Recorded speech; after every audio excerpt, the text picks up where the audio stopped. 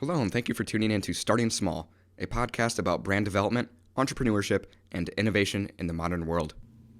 In this episode, I'm joined by co-founder of Twice Toothpaste, Julian Levine. In 2015, Julian and his brother took a trip down to the Bahamas with Lenny Kravitz to provide dental care to the community.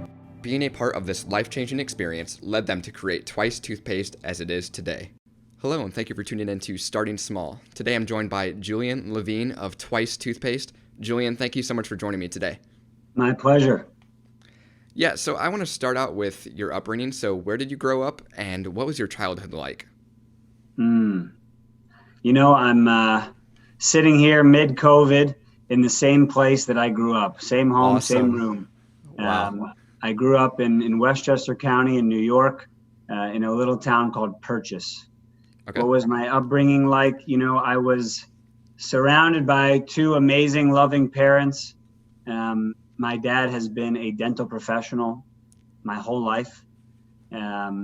He was lecturing when I was a kid. I was helping him with his slides. And Wow. my mom has been in merchandising and retail all of her life. My grandparents owned a little jewelry store in Brooklyn in Sheepshead Bay, and she had worked there. And their entrepreneurial passions and life in dentistry was something I was surrounded by my whole life. On the flip side of work or school, athletics have been a big part of our lives. Cody and I, my brother and I, we've been playing lacrosse since we're babies. Our dad played in college and won a national championship, and so you better believe lacrosse was a big part of our upbringing. We played in college, and it was just a big part of our lives growing up. Awesome. Did you have an entrepreneurship mindset growing up then? Did you ever sell anything or create any other businesses? Code and I were definitely known for a solid lemonade stand Nice. during the summer times. Outside of that, not really. Yeah. Love trading cards, baseball, basketball, football cards even. But I was focused. I always loved numbers and Wall Street and stocks. And Cody really liked storytelling and brand and ended up in marketing. Okay, and then I saw you went on in 2006 to study at Cornell University. What did you study there? Yeah, I was in the undergraduate business school there. Okay. The major was called Applied Economics and Management. My focus particularly was on accounting and finance. You said you played lacrosse there. Did you go on to play on scholarship, or how was that? Yeah, I mean, I wasn't necessarily recruited to play there. It was kind of like a walk-on situation. But yeah, I mean, it was just one of the best experiences of my life. 4 years of playing with this team, developing with that team. It was an incredibly successful program that we had. We won the Ivy League championship 4 years in a row. We made it to the national championship and lost in overtime to Syracuse in 2009. Oh, wow. Made it to the Final Four 3 out of 4 years. It was an incredible ride, and was lucky that my brother actually joined me. I was a senior and Cody was a freshman. It was such a cool dynamic. Cody was a scholarship player. He was particularly a great high school All-American. And so it was really cool to be on the same team with him. Yeah, that's awesome. Did you guys ever play on the field together then? Were you both varsity at that time? Yeah. Did we ever get any looks? I don't know if we ever got a look in the same game. Practice. Yeah. Definitely plenty of time in practice together. But yeah. Gotcha. So prior to Twice, what kind of jobs were you working, say, outside of college? Sure. Let's see. Out of school, I wanted to surround myself with the hardest working job possible. I had a great work ethic coming out of this lacrosse program, and I just was hungry to learn and engage. I actually moved away from New York City. In New York, I went to San Francisco. I joined this small boutique mergers and acquisitions advisory firm that specializes in consumer brands and restaurants and retailers. And so for 3 years, I was in San Francisco, just grinding, burning the midnight oil. and really kind of developed a love for the entrepreneurial journey through banking. Yeah. And wanted to see what life was like on the other side of the fence. And so ended up joining a bulge bracket bank and going to Bank of America Merrill Lynch in New York City after SF, and was there for just about a year, a pretty quick trip. And then started looking into what I wanted to do next, which was to become an investor, and was really fortunate to find this incredible fund that was different from what I had imagined or what I thought, investing or what I'd want to be doing, which is called Stripes Group, which is in the meatpacking district in New York City. And they invest broadly in consumer and tech companies at a growth equity level. And I loved it. I was pretty early on associate there and helped develop their analyst program and source a lot of exciting companies, and really be a part of more of this like earlier stage investing world, which I wasn't even really privy to, because a lot of banking was larger transactions. But it was amazing, really great experience, and in particular, with a role like that, just had so much crazy access to entrepreneurs and their stories and the businesses they were building, and just kind of further excited me. Yeah, so I saw prior to Twice, in 2015, you and your brother took a trip to the Bahamas. Could you explain exactly what that trip was for and what you guys did? Yeah, absolutely. So if you rewind a few years before that, in 2012, my dad, my mom, and my brother went to Rwanda. I couldn't go because of investment banking. For those of you who know the hours there, you can barely get out of the office, let alone the country. I unfortunately missed this life-changing trip. They went to Rwanda. They helped this community that was impacted and affected by the Rwandan genocide that had occurred in 1994, which one of the worst mass murderings in history. And they went and they educated these people, about 250 people, about dental care and hygiene. And in particular, they helped take care of this one woman named Agath, who had been beaten with a machete and had her teeth knocked out. Wow. And she hadn't smiled in 18 years. And they brought her to one of 7 dental clinics in the country for 14 million people, mind you. Talk about a lack of access to care. Yeah. And as you can imagine, they delivered this new set of teeth for her, and they had the most emotional experience of their life. So they come home and their lives were changed. And you fast forward in 2015, my dad was talking to his patient, Lenny Kravitz, the musician, who has become a very close family friend and is in fact one of the co-founders of our business with us. And Lenny was like, "Doc, this work that you did is incredible. Would you come down to my community in the Bahamas? Because I live in Eleuthera, and in order for people to see a dentist, they have to fly to Nassau. And so as a result, nobody goes to the dentist, and nobody knows how to take care of their teeth." And my dad is definitely the type of guy who fits 20 pounds in a 10-pound bag. And so a few months after, in 2015, he offered his dental practice the Christmas bonus, or the opportunity to go down to the Bahamas and basically just set up a clinic. And in December of 2015, we went down to Eleuthera with a team of 35 volunteers, some of the best dental specialists in New York City. That's amazing. And it was unbelievable. It was, I had never done something like this. So for me, it was particularly inspiring on every level. And what we did was we went into the middle of this little town in Gregorytown, 100 yards from the water, dirt roads, the happiest, most amazing people you've ever met. But, very much a community that lacks access to a lot. And we took over this converted preschool, or we took over a preschool and converted it into a dental clinic. Wow. And for 5 days, we filled the dental clinic with professionals, with patients. We saw about 400 people, and we were treating them for every type of dental service you can imagine, root canals, extractions, dentures, cleanings, whitenings. It was the works. And it's important to know, this clinic was unlike anything you can really imagine. For sure.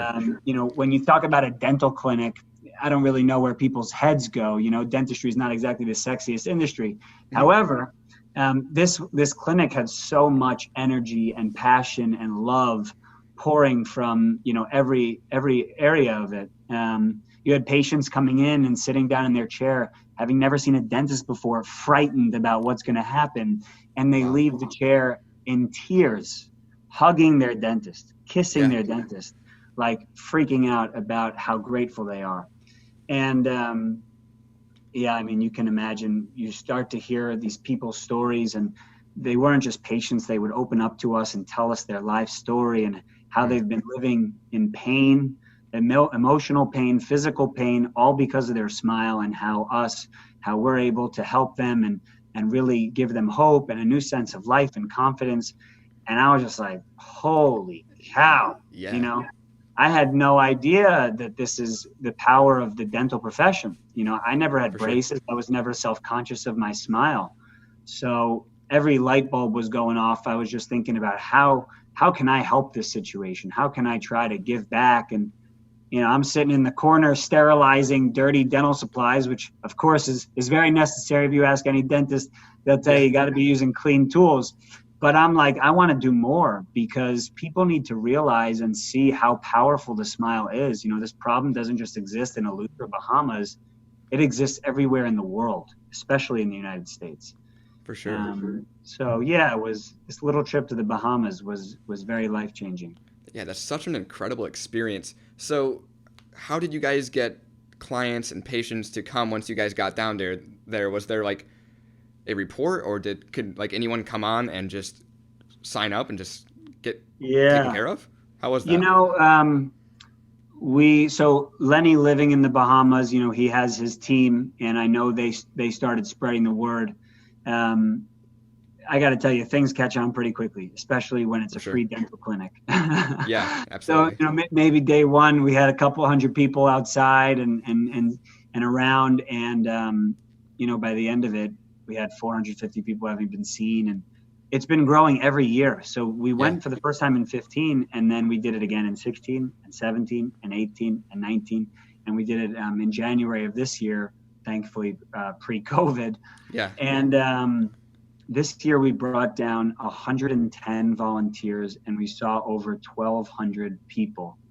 Wow. And so the mission has grown enormously. It's still in this small little clinic. The same basically flag that we hung on the top of the doors 5 years ago has literally not moved in 5 years. And it's just amazing to see how it's grown. Yeah, that's so amazing. So taking inspiration from this trip, who proposed and when was the idea of Twice evolved? So in 2016, the year after the first one, we went down again, and I'm not really sure if I knew what to expect. Would we meet new people? Would there be new patients? What's going on? And you know what? It was so much of the same, and it was in the best way possible, because now the people really became like family. They'd be going out with us after the clinic was closed and dancing and drinking and feeding us, and they really became like family. And as more of these people just kept pouring their stories onto us, it was kind of like enough is enough, And for Cody and I, we looked at each other with Lenny, completely inspired and wanting to do more, and recognizing that, we're in this very privileged position where our parents have started this foundation.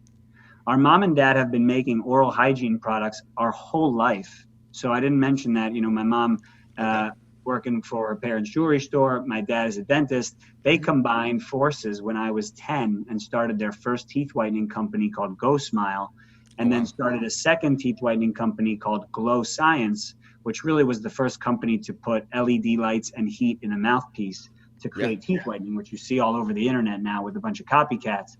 But so Cody and I, we looked at each other in the Bahamas, and we're like, we need to do something. And when we were in the Bahamas, we kind of recognized a problem that we were seeing and hearing, which is that people don't know about oral health and their oral hygiene until it's too late, until it's painful for them, until they have to pay $10,000 for a dentist. And people don't really use the products that they may or may not have access to. So one statistic we found while we were doing research is that 100 million Americans, 1 in 3 people, do not brush their teeth twice a day. Wow. And the numbers are even worse amongst millennials and the younger generation. And so we got really inspired about wanting to create this next generation brand that really elevates the perception of both oral care, oral hygiene, and the products that we use every day to take care of our smile. So, yeah, I mean, there was this mission. The business originally was like, okay, great, we're going to sell amazing products and, donate portions of profits and product back to the mission and help them do more work in more places. And that's still true to today. So, yeah. That was the beginning. Awesome. Yeah. That was the beginning. So when you guys actually started to pursue this, were you guys formulating your own toothpaste, or did you guys outsource at this point? Yeah, great question. This became our life's passion when we decided to do this. Like, I don't know, how many times have you heard, do what you're passionate about, do what you're passionate about. For sure. This trip, it was like the weirdest out-of-body experience, realizing that this is our life's purpose, this is our passion, and this is what we want to do. So you better believe that we started dissecting toothpaste and figuring out what are the right ingredients and what are the wrong ones and what do we want to have in our own toothpaste. And so that was really the beginning of an 18-month process of developing our formulas. And we didn't make it, we didn't just go to a manufacturer and ask for something off the shelf like a number of brands do. We kind of took the longer approach. For 11 of those 18 months, Code and I were sleeping on 2 couches separated by 15 feet in our parents' living room. It wasn't the most glamorous, but we were just committed. We wanted to create a great product that could really try to create some change. Totally. So once you had the product established, how did you guys begin to market your toothpaste then? Well, I think it's a lot of testing. Sure. When we launched the business as first-time entrepreneurs, there's so much that you don't know. You think you got the right strategy, this, that. It's a test and learn game for sure. We did some PR. We were working with Lenny on telling the story through his social channels. We had some videos created. We were doing some advertising through social media channels. We were gifting a lot of product to influencers and friends to have them promote it. We were doing a bunch of things. Yeah, for sure. And of course, a lot of that has evolved since then. So what were some of the main roles in the company? Say, what were your roles along with Cody's? Did you guys have separate different positions in the company at this time? I mean, in the beginning, we were doing a lot of the things together, for better or worse. For sure. Cody's strength and where he's focused mostly is on brand marketing and communications, and of course as well in strategy and creating products together with me. And myself was more on the numbers side, operations, all of the nuts and bolts. I kind of took over CFO, COO role, and he took more of the CMO role. Okay. Yeah. And so I was really curious on this. Going into business, being brothers, were you guys ever hesitant about that, about relationships, or was that never really thought of? Code and I have been so close forever. Yeah. And so, I think we might have looked each other in the eye before we started this, like, all right, we're in this together. But yeah, I mean, we were never contentious. We talked to so many friends or siblings that we meet, and they're like, I don't know how the hell you guys went into business together. Yeah. And we're like, because they're like, I could never have done it with my sibling. But, with us, it's kind of always been love. And I think Totally. we've learned there's nobody else better to succeed with than, somebody in your own blood. And so we're going through the roller coaster together. That's awesome. So looking at Twice today, what would you say separates Twice from your competitors, toothpaste-wise? Oh, baby. I think we need another podcast episode to talk about. Yes. I talk about it. I say there's really 3 things that are different about Twice. Mm-hmm. It's what's inside the tube, it's what's not inside the tube, and it's how it's made. So what's inside the tube is basically a blend of both science and nature. Traditionally in toothpaste, you'll get all natural products, or you'll get products that we've been using our whole lives, Crest, Colgate, Sensodyne, etc. Those big brands are really effective products, but just like what's going on in food and beverages and other personal care products, they're still loaded with ingredients that are unnecessary and potentially harmful. On the other side of the equation, natural products are healthier, they're cleaner, but they don't have the powerful active ingredients that you need, that a dentist would recommend to really work and protect your teeth. So we recognize this, and we said, let's make a hybrid toothpaste that has a lot of healthier ingredients that are focused around oral health and wellness, but also those same active ingredients that are not by any means harmful, but aren't all natural, but that are needed. And so we've called it this science plus wellness approach. So inside our toothpaste, you'll find everything for teeth whitening, sensitivity, cavity prevention, and gum health, with the added benefit, which is for mouth health, of vitamins, antioxidants, aloe vera, ingredients that you'll find more in like personal care or skincare products that have never been in toothpaste before, but that are great for your mouth.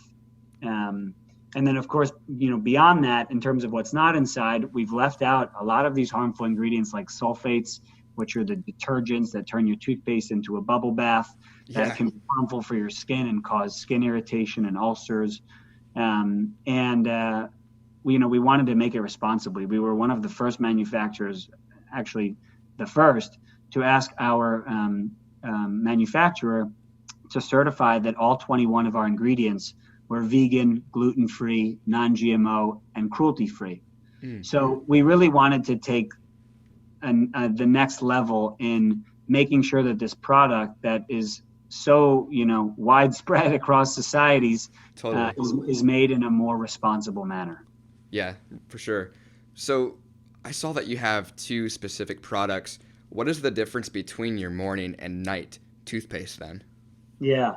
So we created these two flavors to provide something in toothpaste that really hasn't been present, which is choice. People don't brush twice a day, right? That's terrible. We think part of the reason is because of psychology and behavior. You've got this one toothpaste that you use whether you're feeling good or feeling bad, whether it's Monday morning or Friday night. We wanted to provide a little bit of uniqueness through flavor. So the main difference of our toothpaste is just the functional feeling that you get of an awakening toothpaste or of a relaxing toothpaste. So we have one toothpaste that's peppermint and wintergreen, more of like an awakening punch. And we have one toothpaste that's peppermint with vanilla and lavender. So it's still refreshing, but it's very like soft and soothing. For sure. Yeah. I totally see what you're saying. Like with essential oils, like on the other hand, like those fragrances and those scents that you just described makes me think of nighttime or of morning time. So I think that fits perfectly in what you guys did with your products as well. Yeah. So can Twice be found in retail today? I'm grateful to say yes. Through COVID, we were fortunate to launch with CVS. That's amazing. The nation's largest pharmacy. Crazy when you think about this brand that so many people know, like their reach is so vast. And as a brand, everybody has an opinion, but they stand for health and delivering health to consumers all over the country. So we're in about 1,900 stores. We have a store locator on our website, smiletwice.com. And we're there in the toothpaste aisle, which we're super excited about. That's awesome. So if you could share one piece of advice with an aspiring entrepreneur, maybe something you've learned or regret, what would that be? Just anything. Test. I think entrepreneurs, especially some of the ones late that I've chatted with, there is this thought that it's like your precious baby and you don't want to try things because of fear of failure, or it's not in line with this, or it's not in line with that. And it's just, I've found that it's a fallacy. You need to test, you need to experiment. No idea is a bad idea.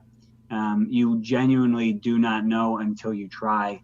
And the learning that you get after you try is just so much greater than any amount of knowledge that you think you had beforehand. Absolutely. Well, Julian, thank you so much for joining me today. And to the listeners out there, make sure to check out Twice at smiletwice.com. Thanks, Cameron. Hey, thank you for listening to this episode of Starting Small. If you would, leave a review on whatever platform you're listening on. Also, follow Starting Small Pod on social platforms to keep up to date on future guests.